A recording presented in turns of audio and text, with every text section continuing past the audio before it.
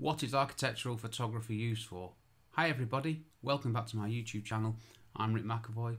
This week on my blog I have written a post titled What is architectural photography used for?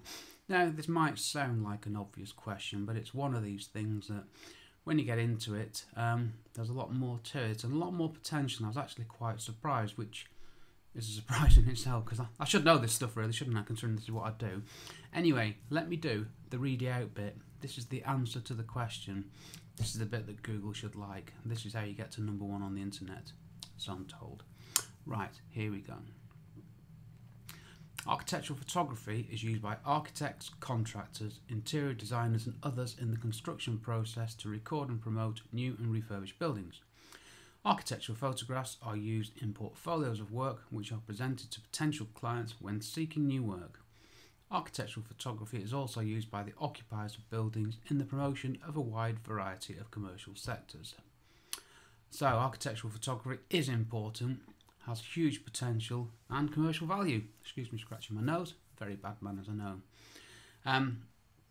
When I started writing this post, I was thinking solely of the construction process, as in the architect, the builder, the contractors, all those people, the people who make the stuff that builders put into buildings.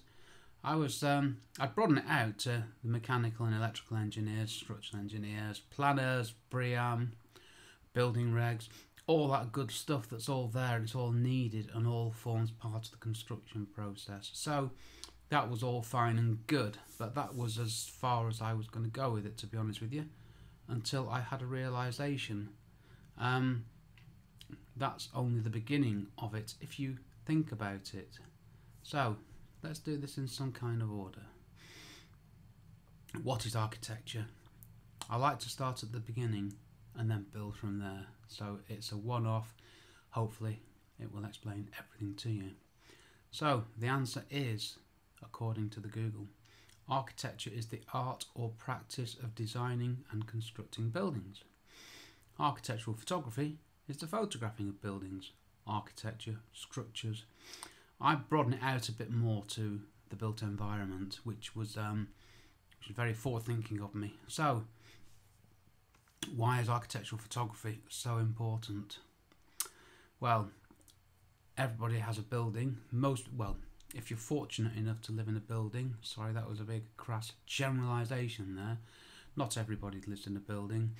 But for those of us who are fortunate enough to live in a building, there will always be buildings.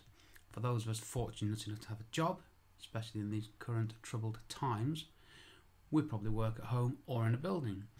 There are lots of uses for buildings. There will always be a need for buildings.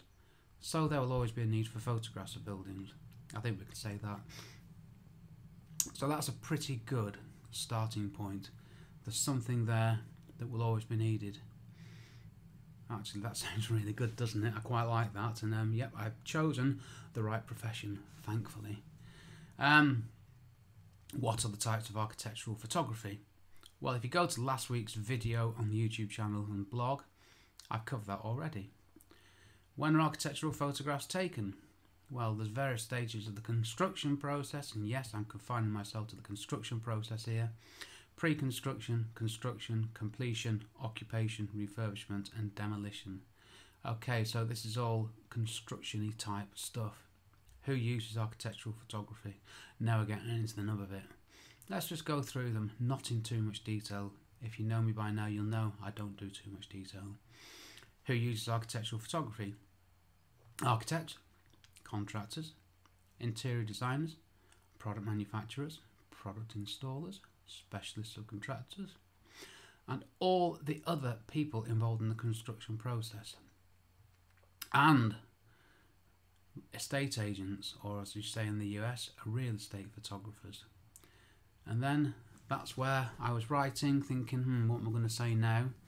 And I thought, what about, it was the real estate thing that kicked it off really, because you know, when you go looking for a house and you scroll through all those photos, you keep on scrolling, and if it's a rubbish photo, you probably ignore it. Now, if you're doing this if you're looking for a hotel online, well, certainly this is what I do. I have the list of hotels, probably sort them in price order because I'm a bit tight. and I will scroll down until I find something I like the look of from the one photo. Little thumbnail, little tiny thing. That's all it is. And that will be the one that I will decide to look into a bit more. So you think of hotels, and then hotels need to market themselves, don't they? They need to show the rooms, restaurants, grounds, exterior spaces, and it sort of grows from there, doesn't it? So hotels, guest houses, B&Bs, holiday parks, anything. What I said here is anything else that you can book to sleep in. And that's when I realised that actually that's ridiculous. We need to go broader. Holidays. You get a holiday brochure. What are the photos in it? That's architectural photography, isn't it? I mean, not the ones on the beach, unless there's a building on the beach. But the hotel, pool, rooms, restaurant, usual stuff. That is architectural photography if you think about it. So this is where we broaden it out even more. And then let's just take it one step further. Any other commercial premise that is in a building that provides a service needs architectural photography. Let's give you some examples. I'm sure you don't need them, but I'll do it anyway because I've written them down. Shops, leisure facilities, pubs, restaurants, cafes, hairdressers, barbers. I use barbers all the time, obviously. You get the idea. So there you have it.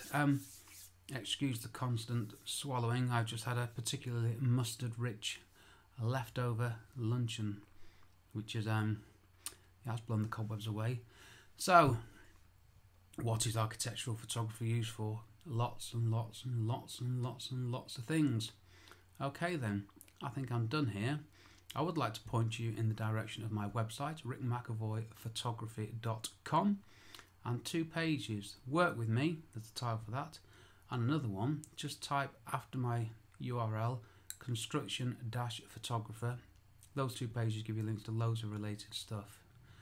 And finally, a small plug for my small but perfectly formed podcast, Photography Explained Podcast, available on all good podcast services. I've done quite well on this one for the speaking, even bearing in mind the mustard issue. I think I'll stop there. Thanks for listening to me. Thanks for watching my YouTube video, and I will see you next week, where I will talk about the next blog post, which I have not come up with a title for yet, but there's time yet. Thanks for listening. I've been Rick McAvoy. Cheers from me, Rick.